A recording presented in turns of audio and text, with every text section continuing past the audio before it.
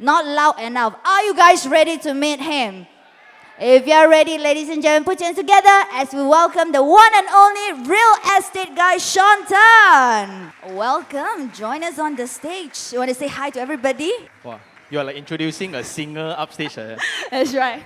I'm used to introducing that. But you are our star for the day also. So, of course, I think some of our fans out here, your fans, have been waiting since 10 a.m. in the morning. So, kudos to you guys. Thank you so much for your patience. Right? Who 10 a.m. come? God, they're too shy to raise their hand now. This gentleman right here was early also. You even took photo with Sean, right? Too early. Right. 我有看到他刚才 like that. No, I think he thought can book first, so he came early. Is it? True. But cannot book today.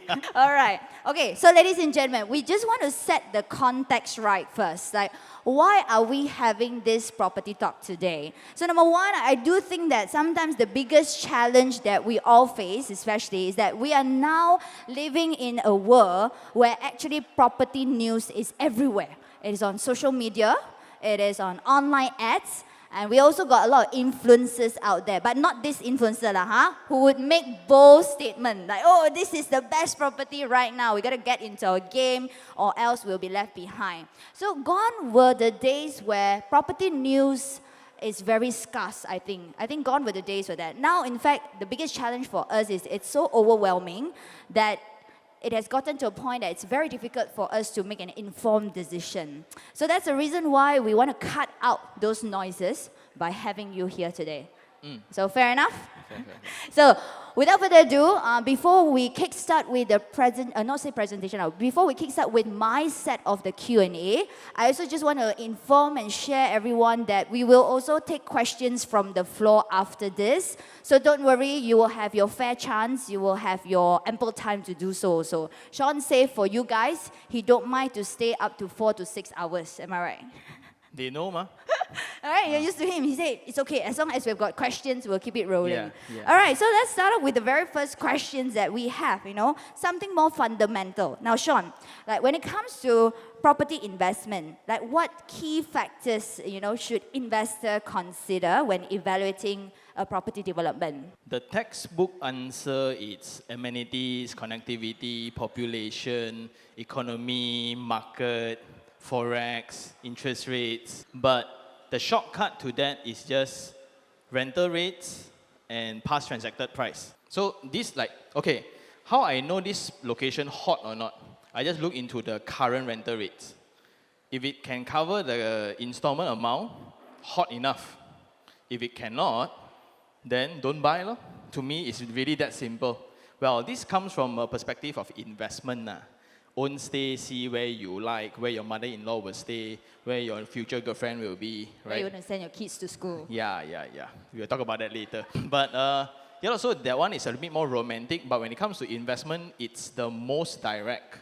And if you are buying sub-sale, right, or you're buying a township development, it's I would argue it's very, very easy. All data are available.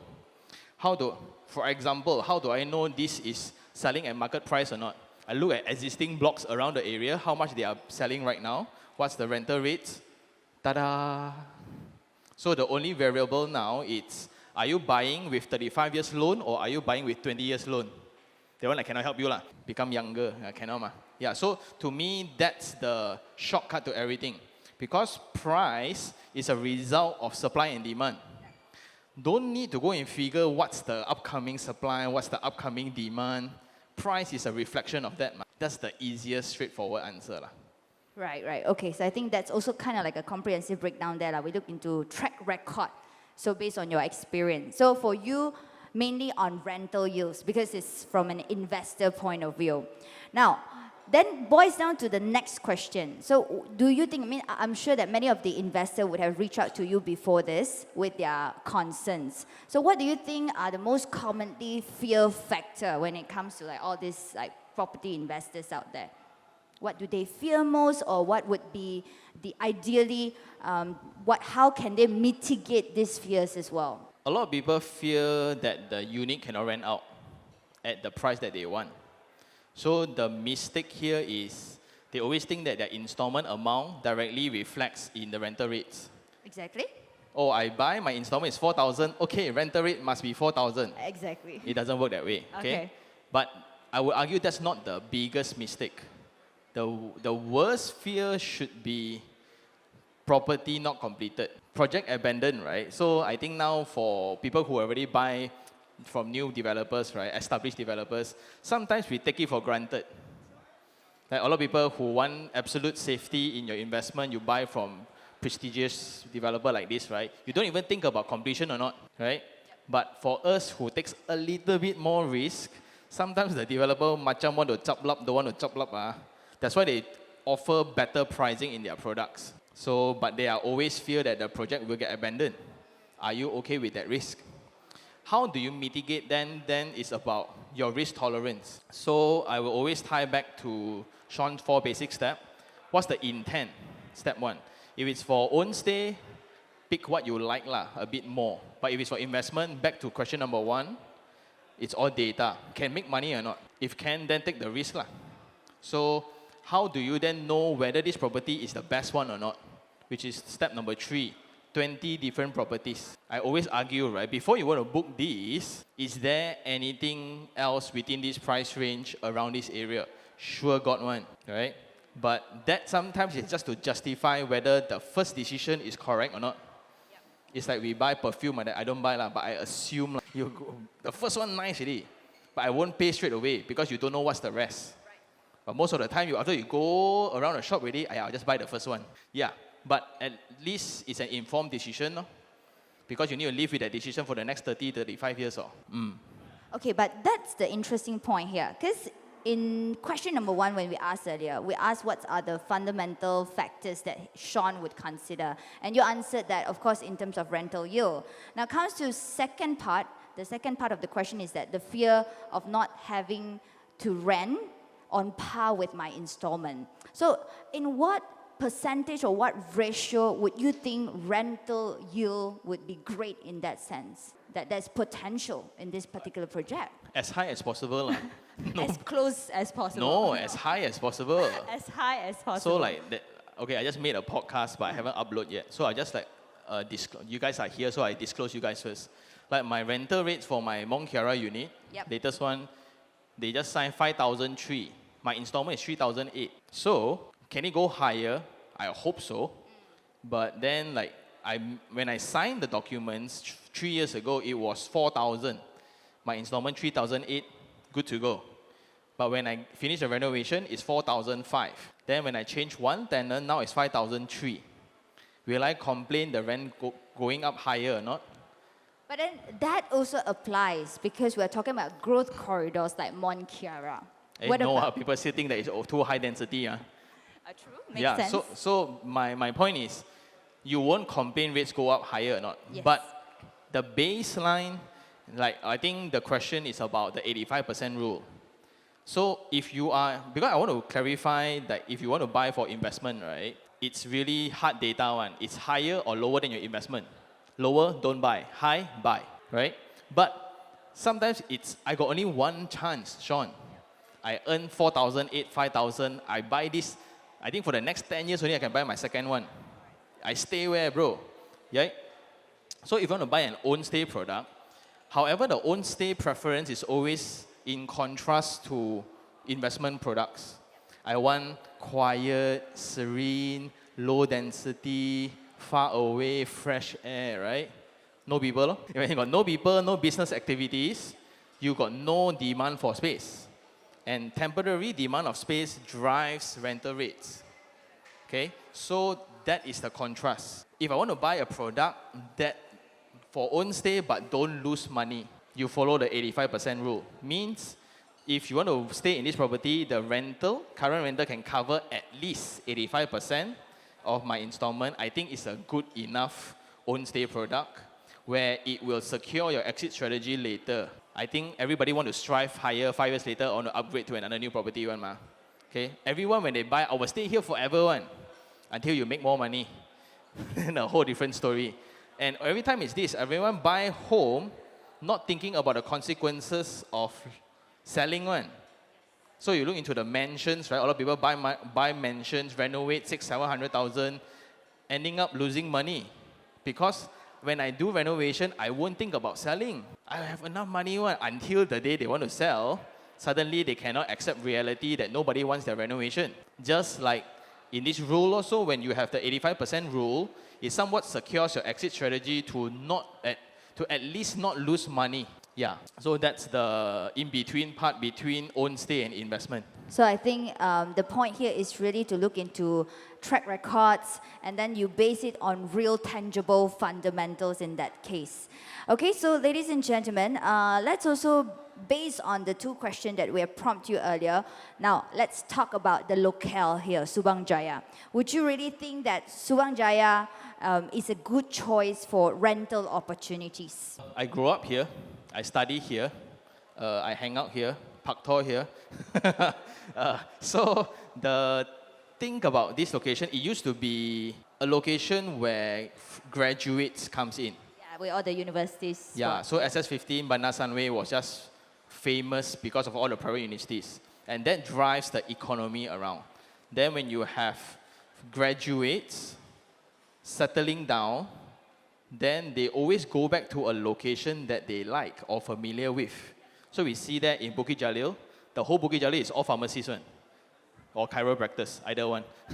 Because when they graduate, I am used there. yeah, they graduate, then they stay around lor.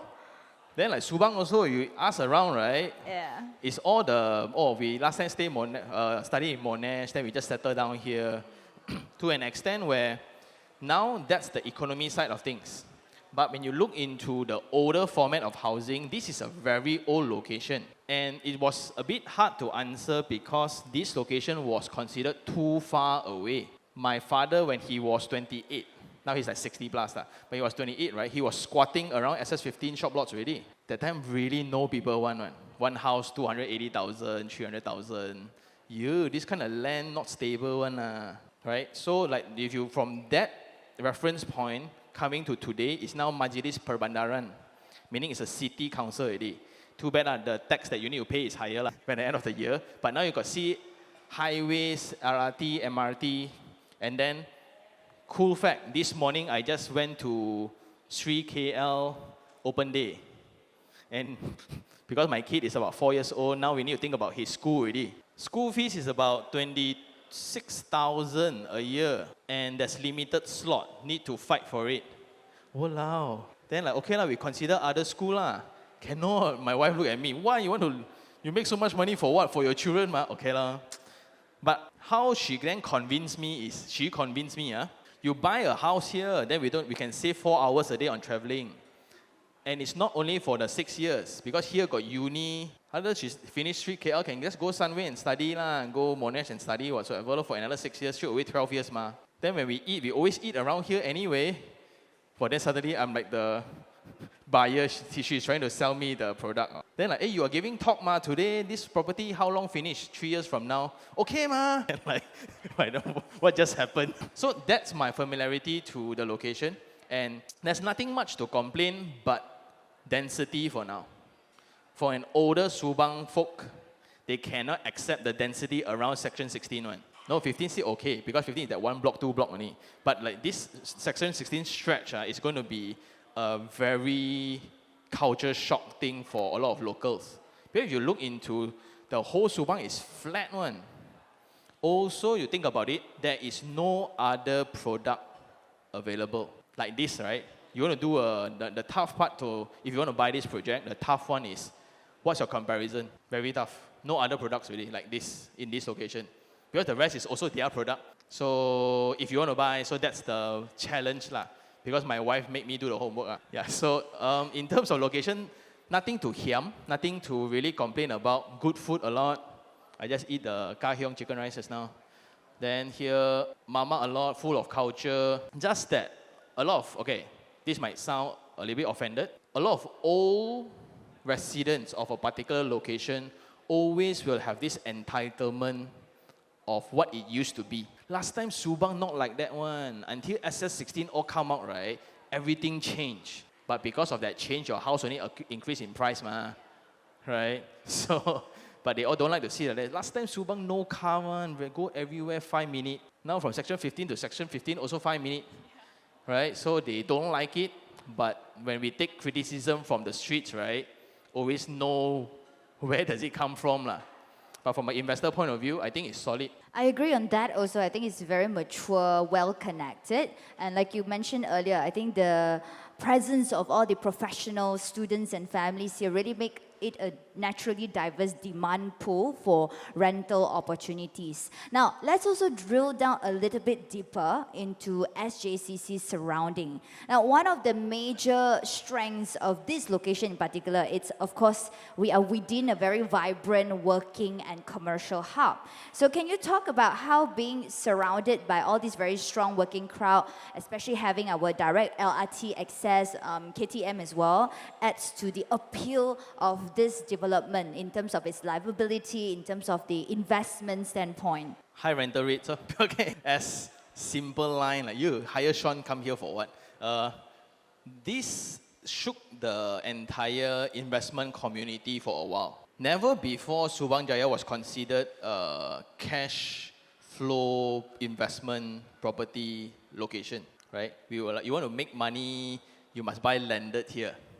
Never a high-rise one, unless you want to go target Monash, Sunway students. Maybe can. You partition 6-room out. Suddenly, when you have Lot 15 came out, everybody was shocked with on the streets, the investor street lah. They call this the Hartamas of Subang Jaya. Nobody understand why. Like you look into Lot 15 rental, right? Why don't you just rent half price next door? And you get landed. Oh, you get landed. Yes, and you get landed. Yeah. But people don't want. 2-story. Right? Then okay lo. So I wait for a while. We wait for Aurora. Aurora, we just went as well. I also did a review. I thought next to a KTM, it will be noisy. Next to a valley, it will not be very nice. Sold out, made money, rental can cover installment. Not I say just because I'm here today, but it's all data available online. The only thing I will complain is the lift can be faster, but that's about it. So, so it, with all the job opportunities, create this temporary need of space. And that reflects in a very high rental rate to an extent where people still cannot comprehend. Because again, Subang Jaya was considered a place to build families, not to make a lot of money. Landed properties here always in demand one. But now when you have a high rise, almost or equivalent to landed housing price, and it's doing better. Very, again, old Subang folks, original people, they don't like it. But then the modern people who just graduated from Monash, this is their only chance to be part of this location. I agree on that. So I think when people say location is everything, it's not solely into just buying the postcode a lot of the time. It's also about buying into all these daily lifestyle convenience that we are seeing, especially. Now, I think on this context, we also want to tap into, because I think you have done a review with Aurora earlier. Oh, in case for those of you who are new to SJCC, so Shan mentioned Lot 15, Shan mentioned Aurora. These two are actually our previous projects where we sold off 100%, and rental yield is definitely has been performing really steadily over the past, I don't know, couple of years. Regret didn't buy. So Sean actually did a review for Aurora back then, before our SJCC East one, and then he did another one also after the completion, right? After the completion of the project. So you have seen Aurora in different stages. So can you share us with your findings in detail? Okay. Just now I also mentioned, I think, okay, a little bit of timeline. I started with Lot 15, then I went to Aurora, I went to Teja, right opposite. Then when Aurora was completed, I was trying to check if we have it here to show. Then I go back to Aurora when it's completed. So the owner hired the makeover guys to fully furnish it. Then I sampat lah. Here can rent out so high, meh? What's the appeal? Yep. Then I go and see, because back then during launch, everyone was very concerned about the track being too noisy. Is it noisy? Yes, only to the corridor. But then the facility is below the road. So the road level, but facility is below it. But they did it very well, out of expectation. That's the good part. But the car park can be a little bit confusing because it's below ground. Like lower ground 2, lower ground 3. Because of the topography to the train. Okay, I'm geeking out already. Again, you look into the sub-sale market doing very healthily, and that's heavily driven by rental returns. Means the first batch of buyers who bought, if you have about 500 extra from your rent to your installment, you already earn 100,000. Okay, so every 500 surplus when your rent cover your installment, left 500, right? That's a monthly installment for a 100,000 loan for 35 years. So if the next buyer comes here and buy at 100,000 extra, his rent can still cover his installment. That's why people are very comfortable to buy. Because everyone here, we all want a rental that can cover installment punya property ma. Where to find? There lo. Can plug us some numbers that you know from Aurora. Oh, numbers ah? I don't know. They would want to find out. Just go iProperty now lah. Why I want to remember all this unnecessary data, right? You can go, just go, okay, it sounds like I'm selling, right? But I got not enough kidney, that's why I cannot buy. If you look into the selling price of that, the monthly installment, go directly to Property Guru and look into the rental rates. Then you will think that why this developer sell so cheap? Rather like, oh, because of Shan, I see the the developer will price up higher for the next phase. Also for the previous developers that kind of engaged me in consultation, right? I realized all developers now are very, very careful in pricing already because they all learned the lesson from the lockdown. All too ambitious, cannot sell, then all lose money just to complete projects. So now all very careful to an extent where I think it's too cheap, but you cannot beat my price when I buy in lockdown lah. So back to this is, if you, again, later, I don't mind, right, if you take out your phone now, right, and you just Google Saturday Property Guru backend. Why so many people Google Aurora? And you just look into Aurora rental rates of today. 2-bedroom, how much? Fully furnished, how much? 3-bedroom, how much? Then you look into the price of this. Can buy or not? And I think the back end, the designers and the architects, right, they all know how to do this calculation one ma. I think I actually vet through some, not all units are from Aurora. I think last I saw transacted at around, I think 3,700 ringgit for that one That's a unit. 3-bedroom lah. Yeah, a bigger bedroom lah. So I think it's really impressive. I think it tells that the location, it is performing. Perhaps also because where we are sitting right here in the middle of this entire ecosystem, and consider to see that the demand is still very strong, especially you have all the working professionals nearby. That is, to us, the reason why we are bringing about Aurora to all of you here also, is to paint you a picture about the proven track record that we had with Aurora and Lot 15, because some of you are still very new to SJCC East 1, because we are only launching this next month. Now, Next month. next month is the official launch, by the way. All right, now. Why not now? Okay, collect check today. So today is the day where we open our eyes and ears so that everyone is well informed that we have something to really look forward to. And yeah, but yes, today is the day you can ask as many questions as you want. So of course, do you think now, let's talk about our product itself. Now let's boil down deeper into SJCC East 1. Do you think it's actually good to have like shops, commercial, to mix with residential? After all, a lot of projects out there are doing exactly the same thing. So especially having shops below your service apartment, will there be any concerns? The concern is always a two-side thing. As a resident, I'm very concerned that the shop's business too good. That everybody illegally park roadside, I want to go back home, cannot. Traffic I want to congestion. do everything, cannot, right? I want to go back home, cannot. So it's important to check on the access. For commercial and for residential must be separate. That's very important. And we are seeing that in SJCC's one. Yep. Yeah, you. But then, on the other side is, FYI. if you cannot do well, it reflects on the residential project. Imagine shop lot or the agent number big, hang banner there everywhere, right? No matter how tokong your property is, right? Give me a break, right? You won't believe it already. So to kind of prevent that, it's important to have the developer playing a role in it. Means I will only consider the project if the developer 100% manages the retail. But it's there's always a tendency for developers to exit the retail first because they want to ease the cash flow to build the whole tower. They don't have to take so much bridging loan, so they make more money. But that always creates a concern. Suddenly, what will come in first? Mamak lo, the Dobi lo, the sundry shop, not your Japanese or Korean one. It's the Bangla, the Myanmar kind of shop. Yeah, so that's my concern. Because that, again, it's the front facade of your entire project. But How that is also staple, because you need that daily groceries that you can grab and go, having it underneath your service residence. Correct. But then the tough part about here is you are next to a lot of grocers already. Now we get to decide, we can spin, right? Oh, which grocer we want to go today? In this location, think about it. Right? So then, but what I like is because I've reviewed this already, they have phase 2 and phase 3. And they are going to combine the whole stretch of retail all together. That's the good part lah. Is it this one? Oh, they didn't draw. Yeah. We can't control this one, right? But anyway. Are we able to put the earlier slide into static? Let's find out and see. Yeah. I think. Yeah. So, phase 1, phase 2, phase 3, they need to complete the whole stretch of retail first.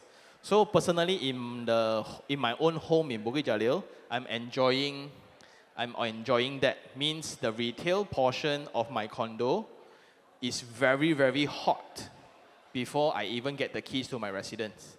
So it kind of creates a very good vibe to the rental rates and things like that lah.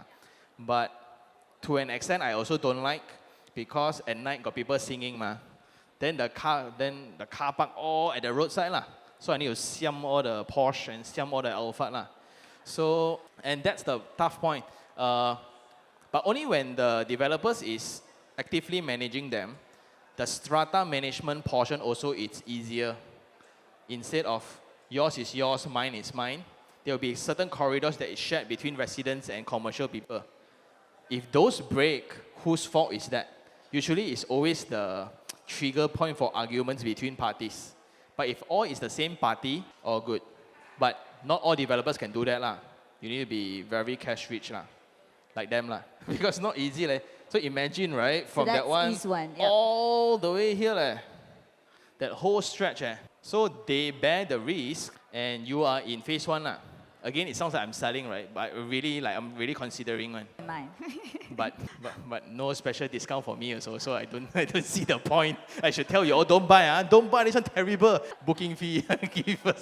That's right. I mean, thanks for breaking that down, because I think it clears out a lot of mixed feeling we're getting here. But I think we have a balanced sweet spot, because also for your information, currently for SJCC East 1, we only have 13 retail outlets underneath. So it's not like we're looking at 30 retail outlets where we'll have that many to deal with in terms of your privacy or security. I think 13 is pretty nice to see. At least it does help to open doors to maybe your cafes, your clinics, and whatnot, just to be steps away from where you are staying.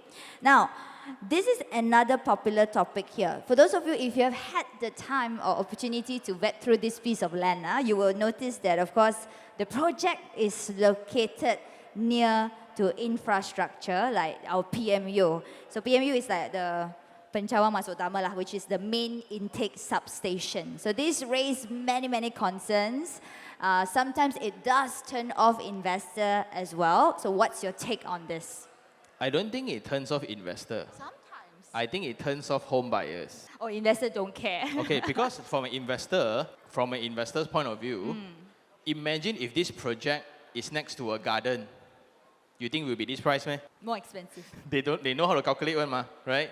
And the architect has done their best lah. So they bend the building like that to squeeze more unit, and not one unit directly face the PMU, right? And without any solid track record or results, right, might have a concern lah. But when you have lot 15 right opposite, all the E-Tiara, Casa Tiara, all the rental rates, right, all there to support that people don't actually care, then it's then up to you to decide, if you don't want that, I got more chance to get it. But so that's my point. And based on our community also, we realize that if the project is next to graveyard, doesn't matter. True. Next to, and no matter what kind of race of graveyard also, they don't care. As long as the price is right. Like the one they kind of launch in KLGCC, also facing a very beautiful graveyard, right? You all know, all the people, Sean, what you say is beautiful. Hey, the graveyard is more beautiful than the garden in front of my house. Why I mind, right?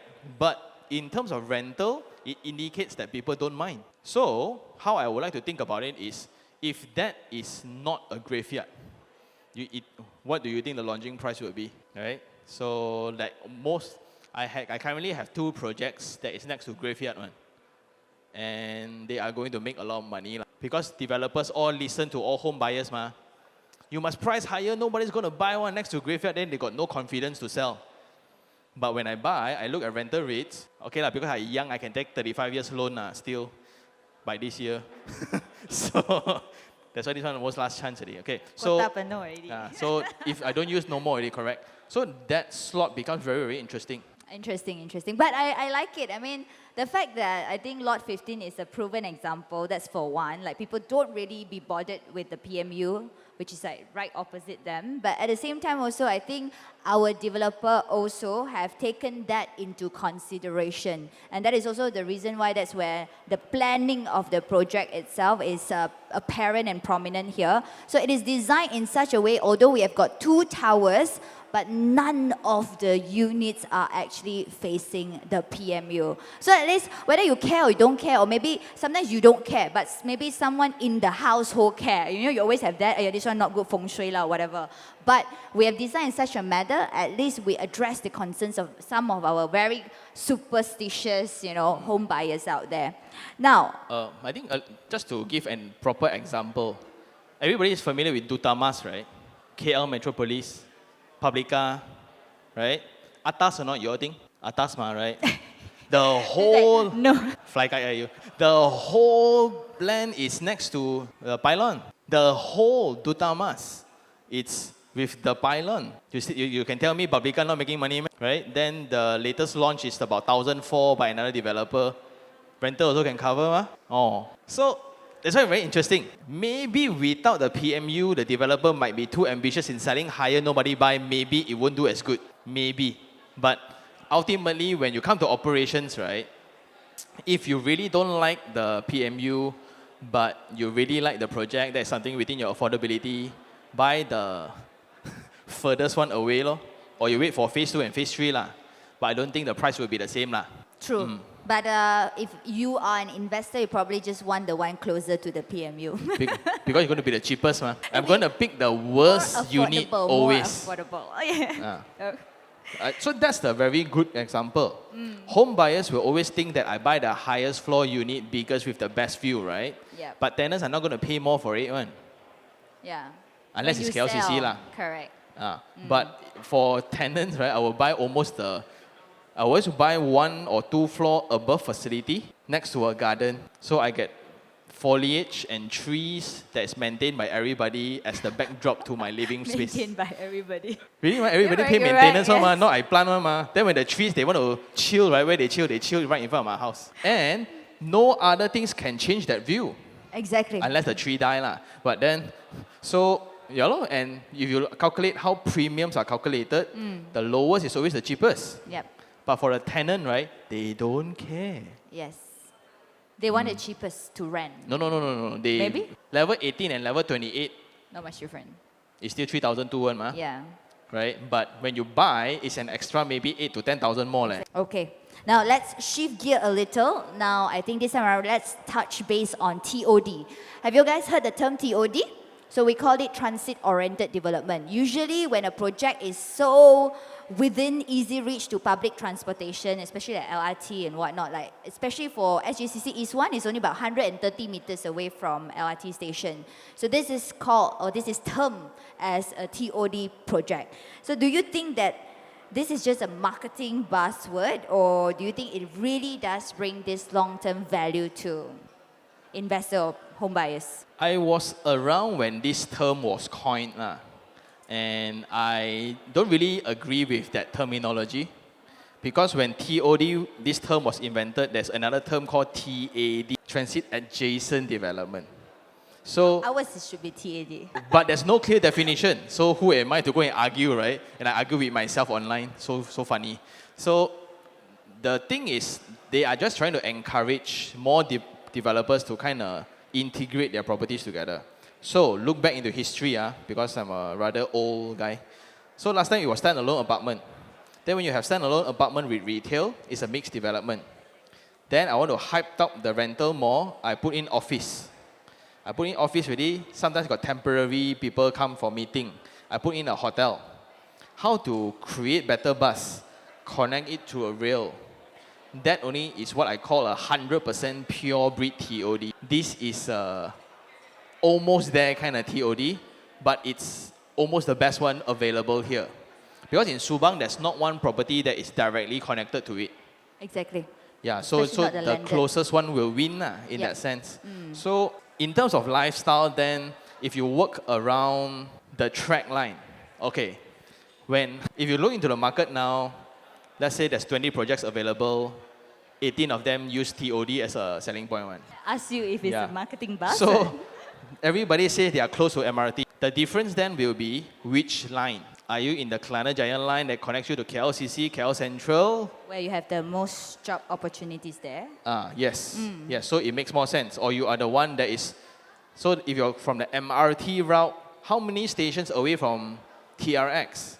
That's the measurement and comparison between projects. Not like, sometimes a lot of people in Kajang, they will always argue, I live walking distance to the train, KTM, but it takes me 3 hours to get to office. My myself drive is 1.5. Yeah, lor. But then, so another term is, these are already priced into the project. The fact that the project is here and the train is there means the benefit is real. So the impact here, capital appreciation after you buy will not be that visible anymore. In comparison, almost 1/3 of my portfolio is banging on MRT 3-track and RTS for 1. Okay? No RTS, HSR. If MRT starts work, my portfolio will increase at least double. So, but if it doesn't happen, I'm still all good. So that's a more exciting way to invest based on infrastructure. But that one a bit betting, a bit gambling. So this one is for sure. So if you compare your rental rates, like for East One compared to Aurora, technically whose rental will be higher? This one because this one is closer even closer So that will be the differentiating factor But if your limitation of knowledge and access is only up to here, then you will win. But for investors like us, we will go one level deeper to even look into meeting minutes between China president and our Malaysia partner. If HSR happen, you see now KLCC also start awarding, start making announcement already. Really happen or not? We see because Malaysia always U-turn one. They say MRT, wow, hola, then no more for 2 years. So I excited for 2 years, then don't know do what, right? So also be very careful. The benefit here then, it's ready. So you buy now, when you get keys, don't expect a huge capital appreciation just because it's a TOD. Maybe before it's ready and after the train track is ready, you will see a difference. I think it's just leveraging on that strength that the public transportation is just here. And I think especially for investor alike, and that is a good selling point because you may have tenant profile from people who are communicating using public transport. Because not everyone obviously would want to ride a public transport every other day. Like for me, I usually drive. So I think, let's say coming from a point of view where you are really investing it out, then it's like a reassurance, an added value to the property that you are buying.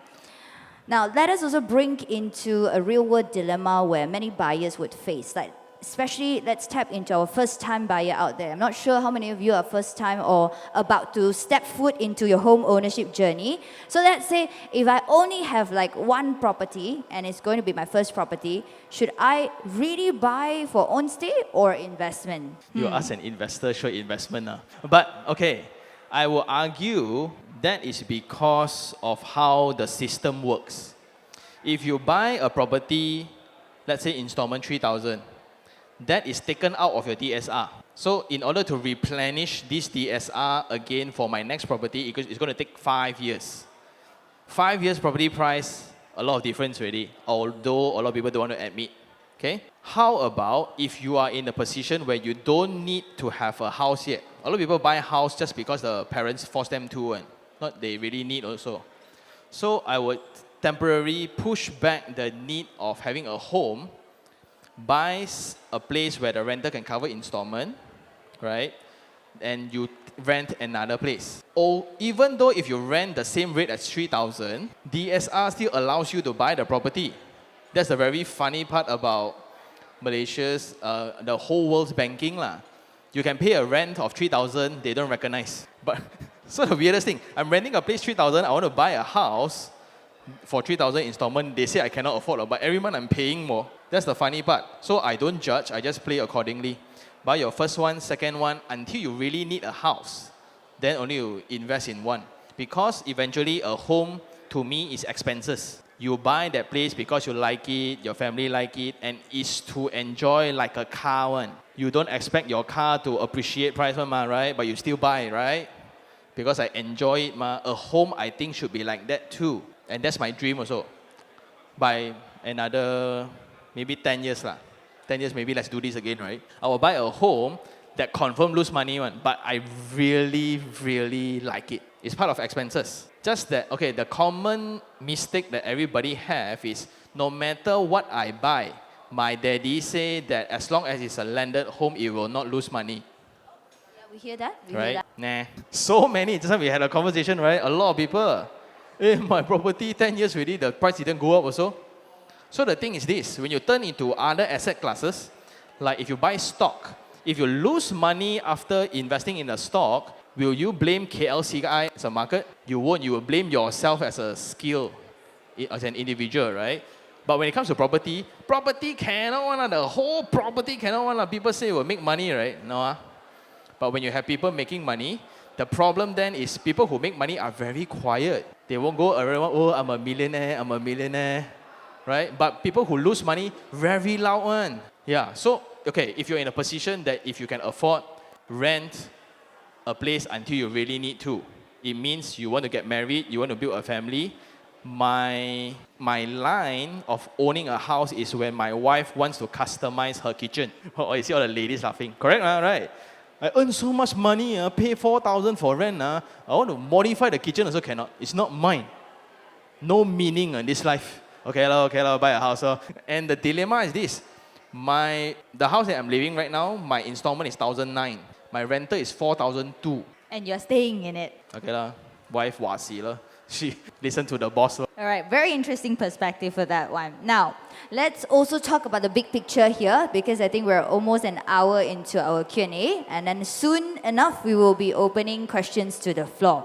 All right, now how important do you think is to invest in a development that is part of a large master plan or phase township like this one here, exactly like SJCC is one. So what advantages does this have? You will not have immediate products that cannibalize your investment. Okay, imagine if these 3 pieces of land Developed by 3 different. Yeah, developed by 3 different properties, developers.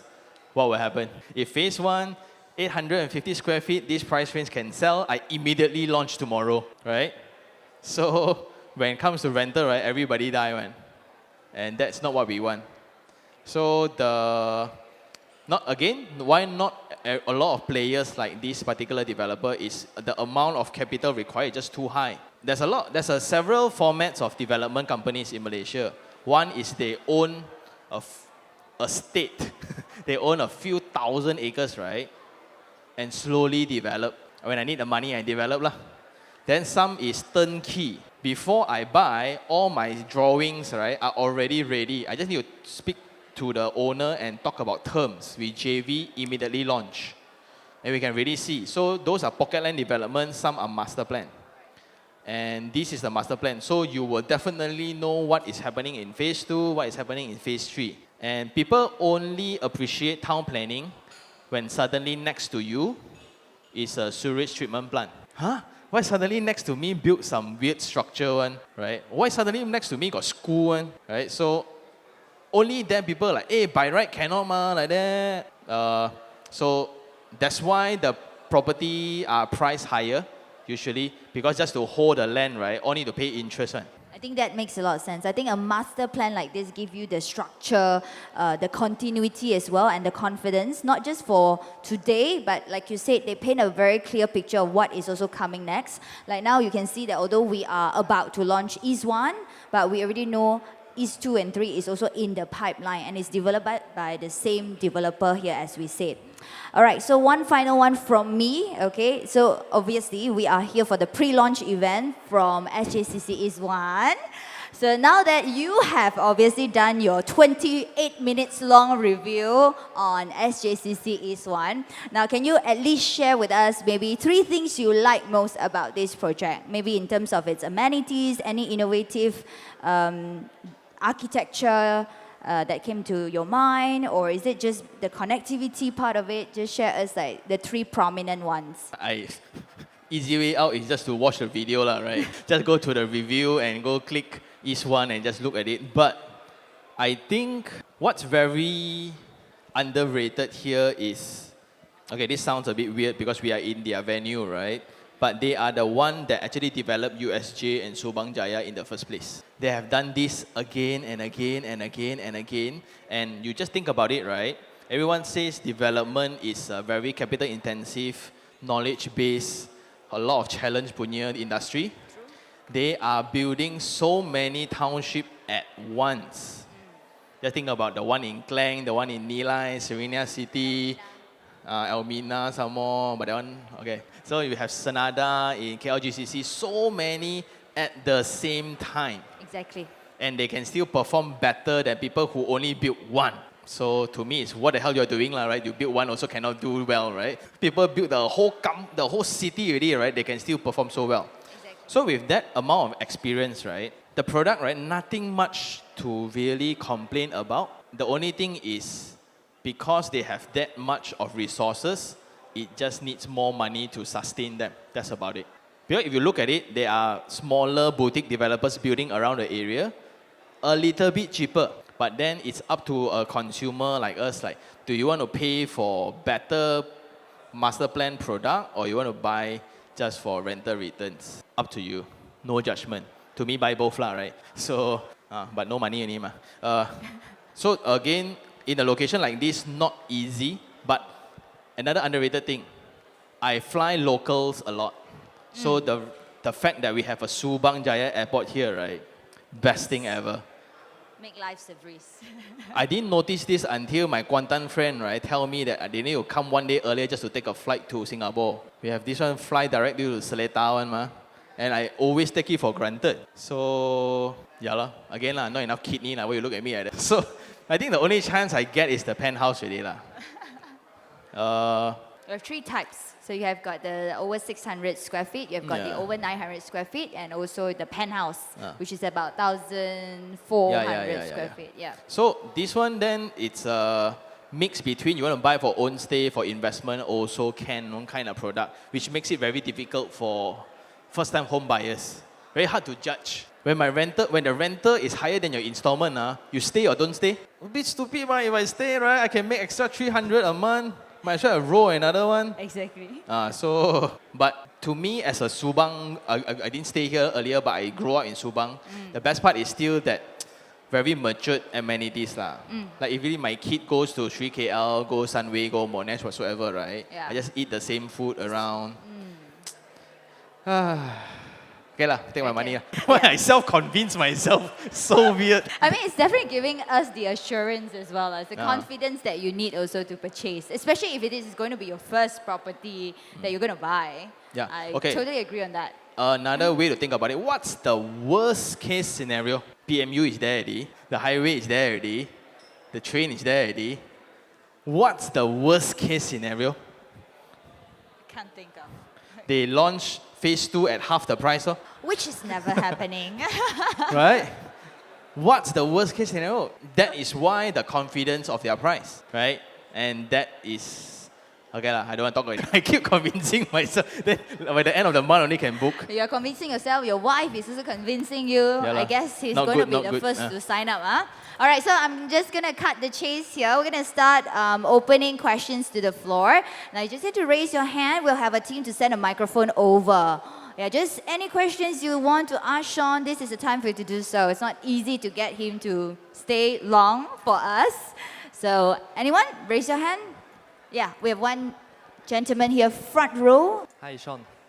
Okay, would like to ask because I listened to your podcast, right? A lot of times you are actually advising that we need to have the 6 months in order to cover in case anything emergency happen, right? So my first question here is that, like, why 6 months? Because previously during the MCO time, right, when COVID-19 spiked, so that duration I think is almost 1 year plus to 2 years. So during that time, how do you actually manage all your portfolio? That's my first part of question. And second part, so let's say when you have the first one or you have the second one, you decided to go for the next one, right? So other than looking financially, you have the 6 months emergency fund for the next one. Is it good to go already, or there are other factors to put in to consider as well? That's my question. Wow, okay, this one got do homework one. This one got more than one property, that's why. Okay. So for his question is, I always have a safety buffer for my investment. My safety buffer is for every property I have, I will have a fund of 6 months rental just in case it's empty for 6 months. So if I got 15 properties, I will have 6 months of rental times 15 properties in cash. That's my point of view, okay? Because why? I've been in a situation where I need to donate blood for food just to pay installment, right? So I've been there. During COVID, weirdest thing happened.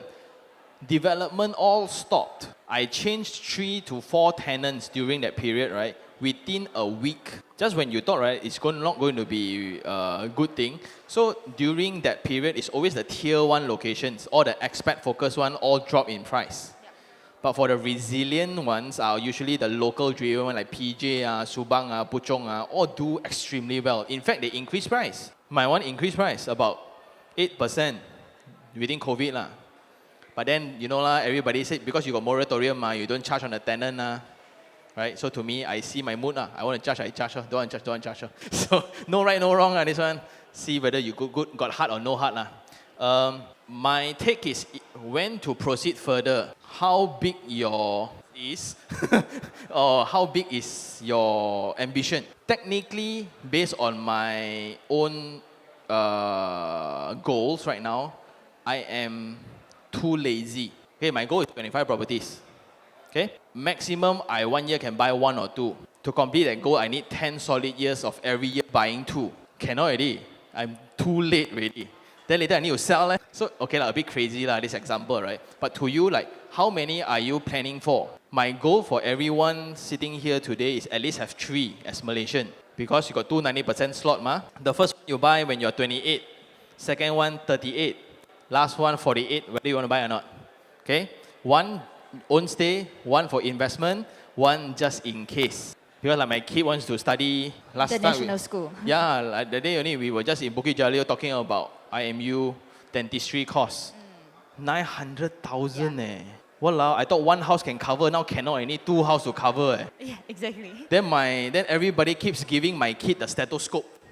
Oh, daddy, you are sick. No, I will keep buying calculator now. So based on that, right, what's your ambition? And always remember, right, why are we in property investment? It's so that we can free our time. The worst part is when people set a goal, right, of investment to be like a job, then you lose the whole purpose of it already. You get what I mean? So a lot of people very kanjong buy 1. Immediately at month 8 buy 2. Month 15 buy 3. Oh no, I'm losing money. Then that's not the whole goal of investment. The goal is investment is you buy 1, get it rented out, whole year nothing to do. Wait for 28, he bank in money already. 29, why didn't bank in money? Why you didn't bank in money? That's all you do for the whole year. Pipe leaking, get my guy. Like that only. Until you are a bit ready from the DSR point of view. Second one, and we are the youngest today. There are things that you can do when you are 28. It wouldn't make sense when you're 58 Imagine you go rave at 58. Something will break.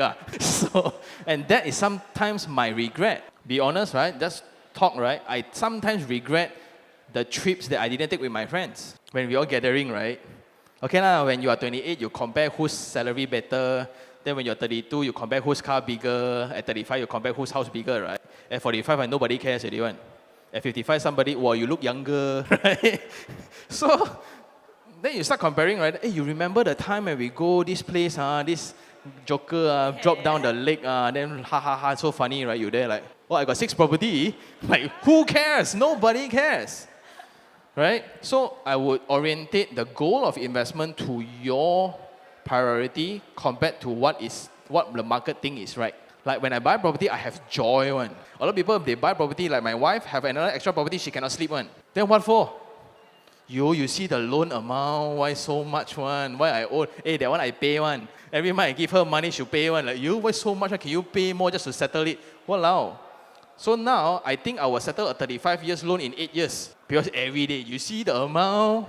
So property investment is not for everybody. And I'm all good if you just buy one, dream home, live forever. But don't take that excuse to not build investment in other assets lah, right? So that's my take.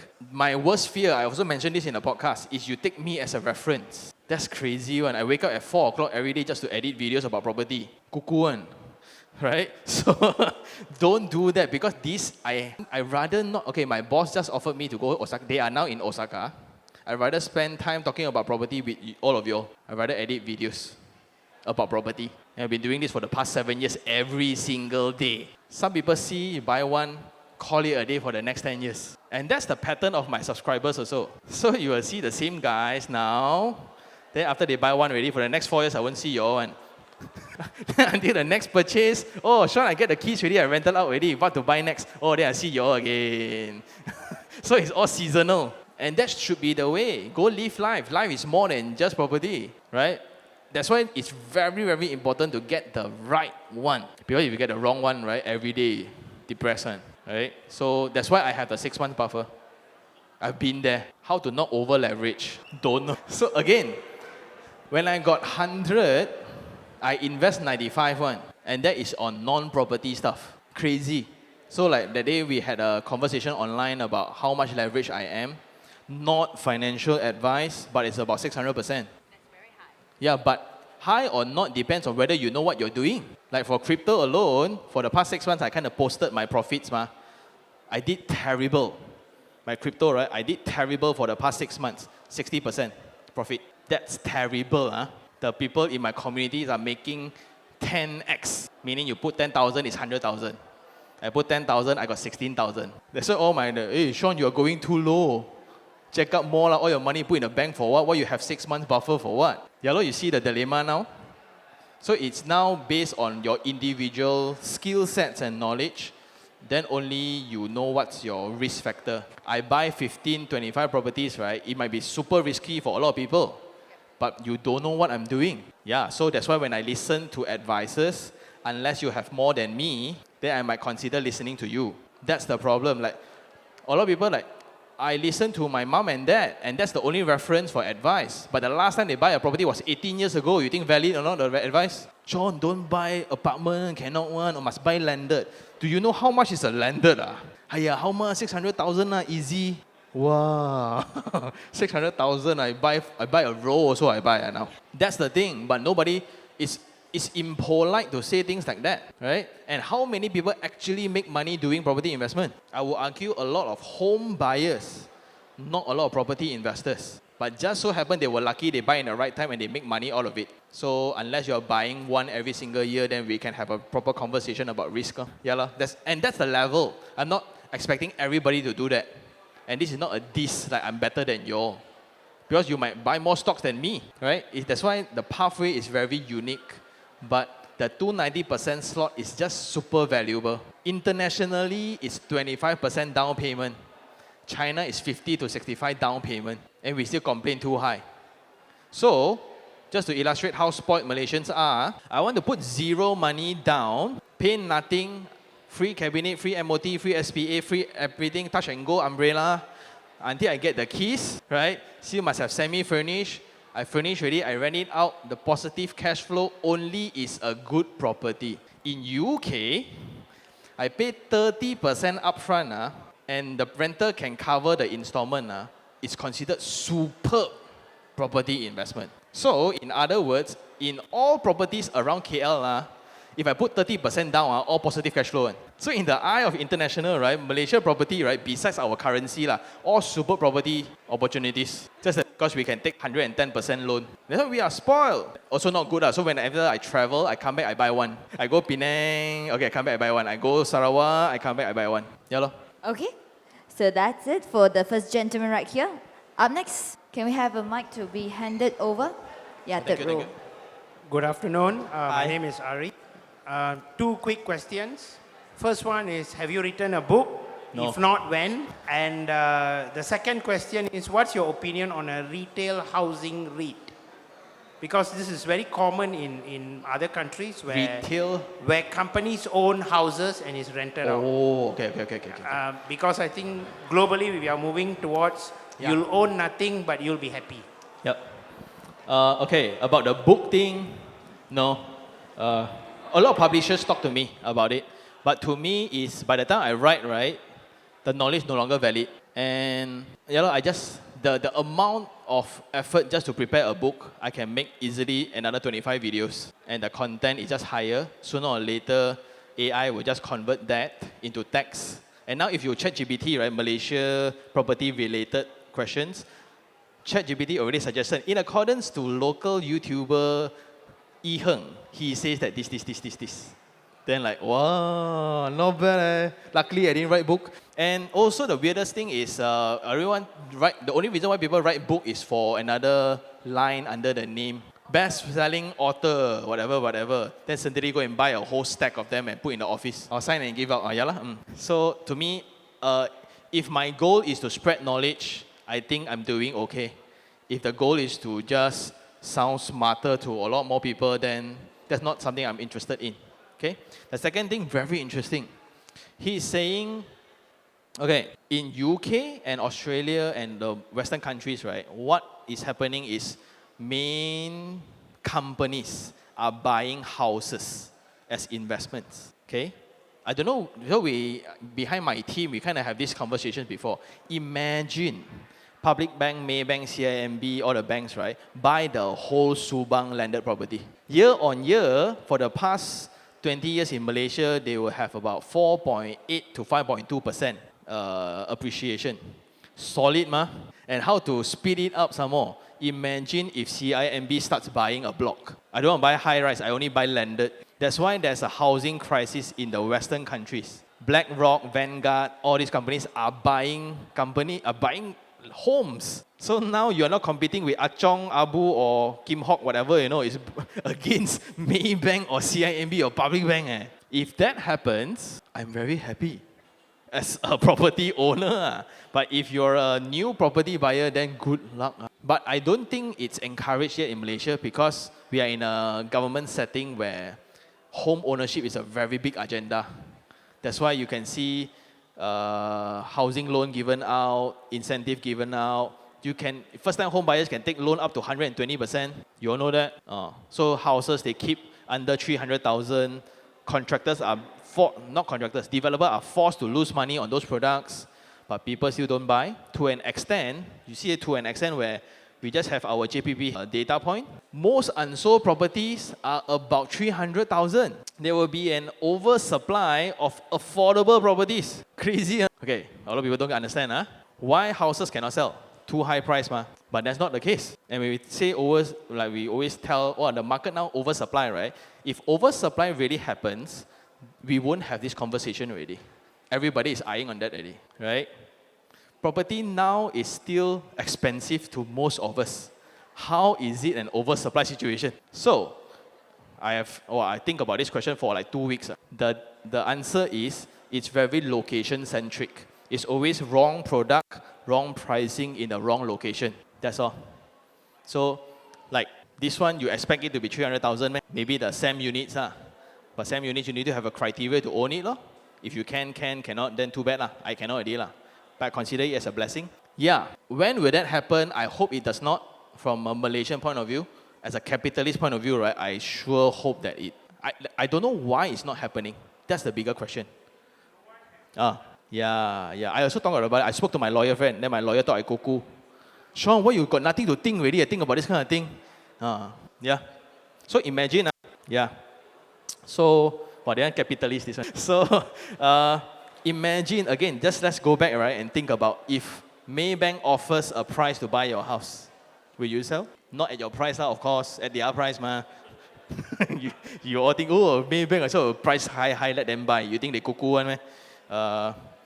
So when all banks starts buying houses and rent out, then they tell everybody, the whole world, renting is better. Why? It will make them richer. So sometimes I do argue about the statement, renting or buying is better, right? So when you say the rent is high, right? The property price is high, right? It's not for you to continue renting. It's for you to be a landlord. It's a signal for you to start buying and rent out, not you continue renting. For some that I'm renting a lot already, so no. Right? I think, wow, excellent question. Thank you for coming. Wow. Yes.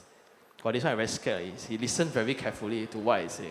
My question is, mine more safety of this building. I do see this is quite tall. Yeah. Just wondering whether Sine Darby is designed to withstand seismic vibration. The reason is, when we had an incident in Myanmar recently, with we all know. Yeah. then the Bangkok felt it. Even my own friend been affected. All their buildings been cracked. They live in a condominium, and one fell off. 30 plus story just crumble. So the seismic vibrations may migrate more intense later to different part. So whether this building is protected against seismic vibration. If not, is Sine Darby has any plan to do that? Because I cannot imagine a vibration happen and many floors had a crack, and this property will just fall flat. And nobody will want to stay in condominium anymore. So whether Malaysia to look into building condominiums or high-rise with against seismic vibration, earthquake, so that to protect the people that are living in these structures, number one. Question two would be also safety. Looking at this location is facing Federal Highway. Then we have carbon monoxide exit by all the vehicles day in, day out. The residents will be breathing carbon monoxide every day. And from your experience, what is the effect or long-term exposure to breathe carbon monoxide in this? And the PMU is the third question you mentioned on safety. If that fire should happen, what is the plan? We had one fire incident, Putra Heights, and we know a lot of people claim houses in USA, those houses close to the pipelines get all prices down. This is what property gurus say. Now, we have one structure here, PMU mentioned. There are a number of water tanks just packed next to it. They look like water tanks to me. Now, should fire happens there, what are the things in place and how do we protect the people that are living nearby? So these are three important safety questions that I have. It's not more about pricing or what. I'm looking into more of safe living, not making money or whatnot. Maybe those more relevant to the people who buy this as a home, not investors, because they're not living there. I fully agree. Yeah. So those people are going to live there long term, retirees, whatnot. For them, they can only buy one unit. Yep. And that unit has to be safe and sound. They can't look for another one. So looking into that, I'm just thinking whether Sine Darby has given sufficient thought, whether they have experience building such tall buildings like this in the past. What is their success criteria? Okay. I told you all right, very scary, right? I knew it was coming already. Okay. I just uploaded something on Instagram today. And this is after speaking to so many engineers. There was video in iProperty that interviewed a seasoned engineer that designed KLCC, right? Why Myanmar buildings didn't fall, but the one so far away in Bangkok fell? The earthquake happened in Myanmar, right? So it has to do with the geological situation where the Chao Phraya River, it's all different kind of soil and just different kind of structural, I don't know how to say this in a layman term, structural systems are implemented, okay? Cool, I don't want to know about the technicality.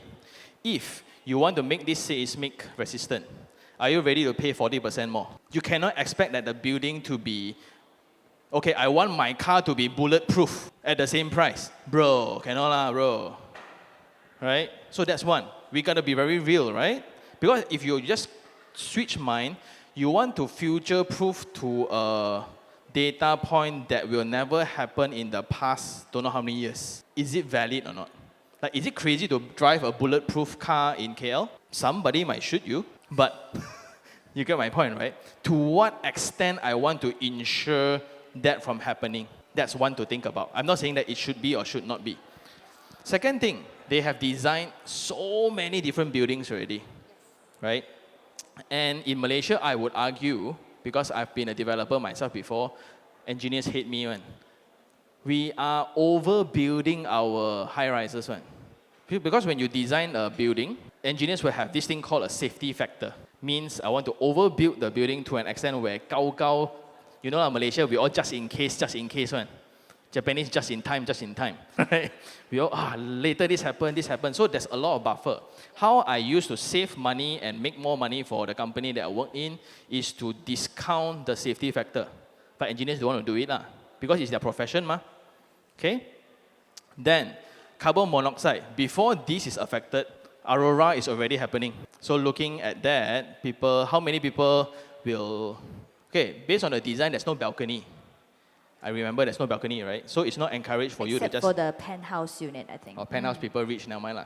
But the point is, the design, they didn't even take into consideration already. And if that is a concern, may I suggest another location?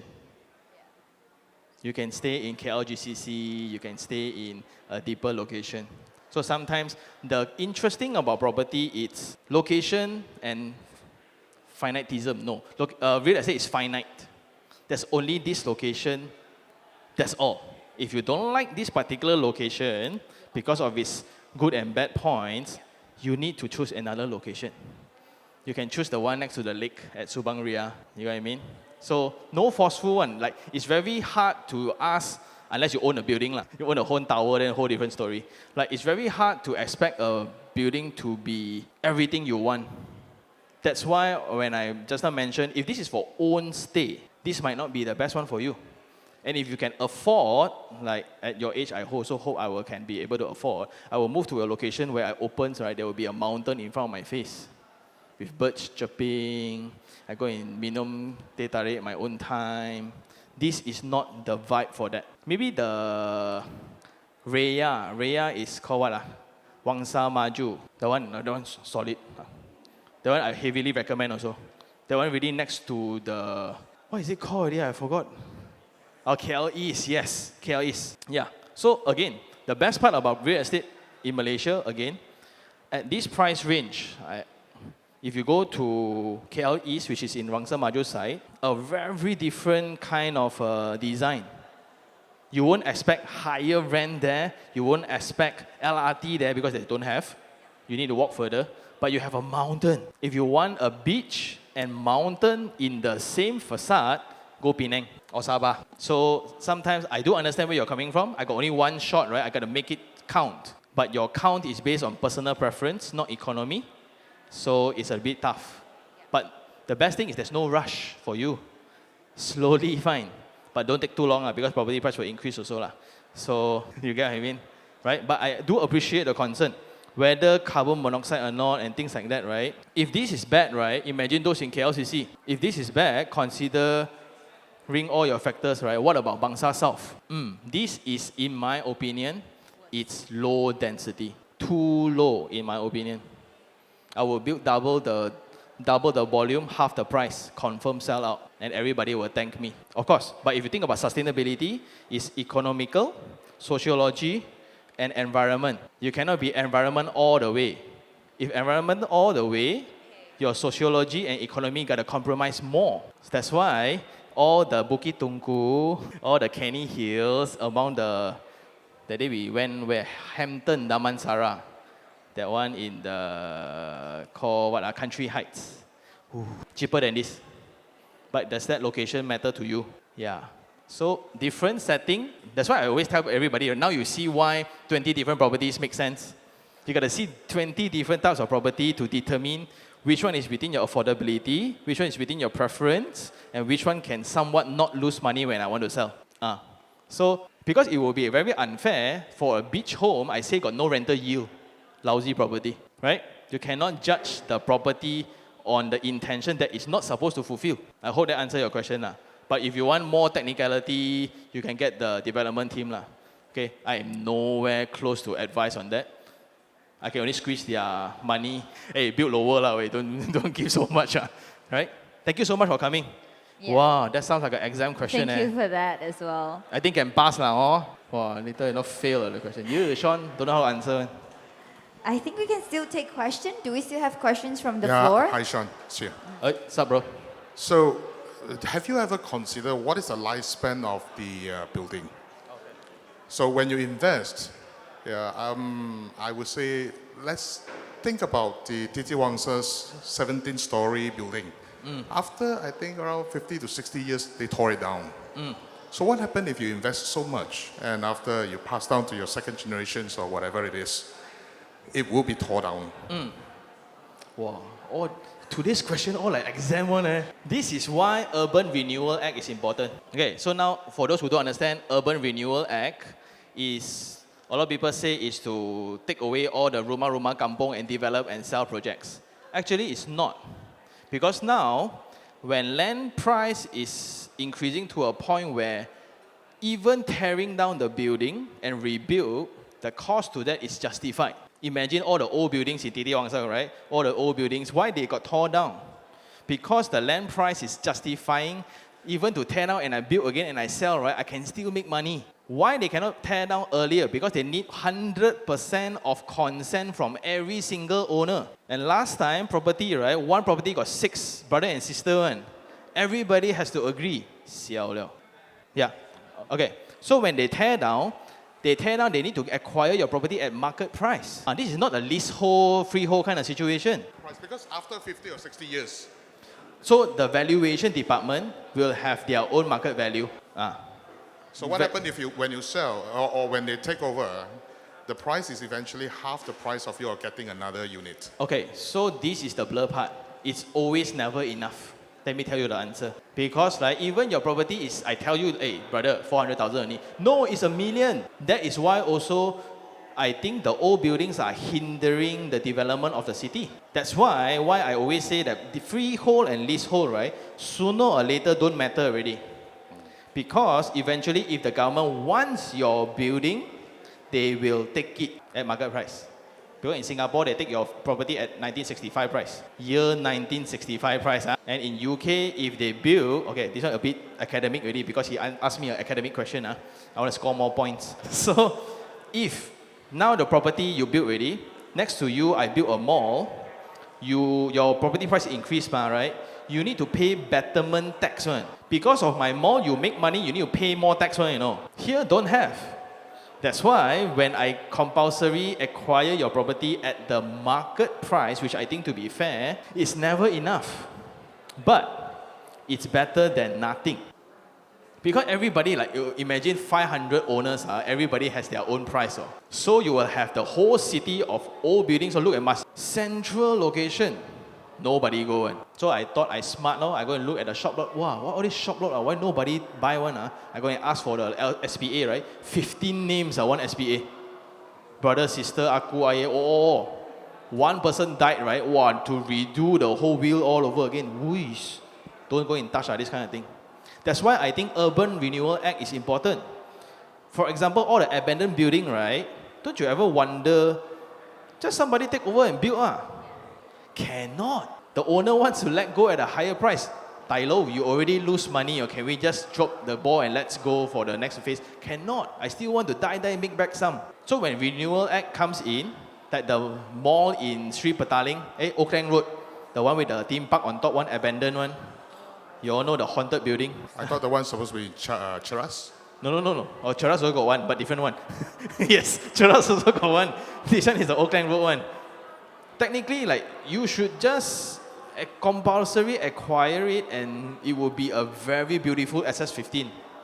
So much more value. So, with this Urban Renewal Act, suddenly, if the building 60 years later, a new developer comes in, hey, I think I want to buy the whole building, tear down and build again. This is a dream come true for all Singaporeans. Singaporeans, when they get new building, right? They stay 30 years, 40 years later. There's an en-bloc sale. They call it en-bloc sale. One developer buys the whole block, tear down, rebuild, and they still make more money to modern designs. Means all these owners every day pray, you please en-bloc my building, en-bloc my building. Because if not, right, who's going to buy your building at the price that you think you want? Never, right? So the government is working on it, and now even the Strata Title Act, they are renewing on it. So there's all trying to curb all this because we got too many apartments too fast. And a lot of, how many go and join the MC meeting before? Nobody, like I got a few units, I don't even join one. So a lot of owners don't even know the responsibility of a strata title owner. So there's a lot of things to be fixed actually. But does that hinder my investment strategy? Nope. As long as my rental is higher than my installment, it's all good. Yeah. So the part of the one of the most foolproof way is I buy property, investment higher than installment, I will hold it for 30 years. But of course, the lifespan, the curve will eventually come down at one point, right? So it then depends on which kind of building you visit before and which kind of buildings you have not visited. You have visited, if you checked out all the Mont Kiara one, until you see Arte Mont Kiara, then, right? So again, and all like our buildings are designed to be replaceable, just like our mechanical engine like that. Put some time on it, right? You can fix up the whole building, one. And I've seen so many buildings being revived like that. You just take a good president, good MC, 2-3 years, right? Value come back one. But the budget is always the problem, right? Correct. So it takes a very stern management. I go and knock your door, woi, tai lo, pay money, tai lo, pay money. Hey, I go and stuck your card. Hey, you owe us 6 months, you owe us. That's why I got one viral video where there's a signboard saying how much money you owe the bank one. Owe the management one. You want to defame people? Hey, you didn't pay, you still care about fame, right? Play your role first. So that's my take. And the people who always object against this, you always see them in the name list of people who didn't pay one. So how do I kind of foolproof that again? It's when the investment is making money. Imagine the whole block rental is higher than installment by 1,500. You think all the owners will pay maintenance or not? Please take my money, right? Maintain chun so my rental can continue go up. Only when the building is not making money. Installment 4,000, rental 1,800 also nobody want. Jialat. Every month I losing burning money, I still got time to pay maintenance, man. Then down girl. So in that kind of situation, I do agree that Urban Renewal Act come in, just tear down the whole building and reshuffle. At least call it a day. Don't waste the canvas, right? All right. Thank you. Thank you so much.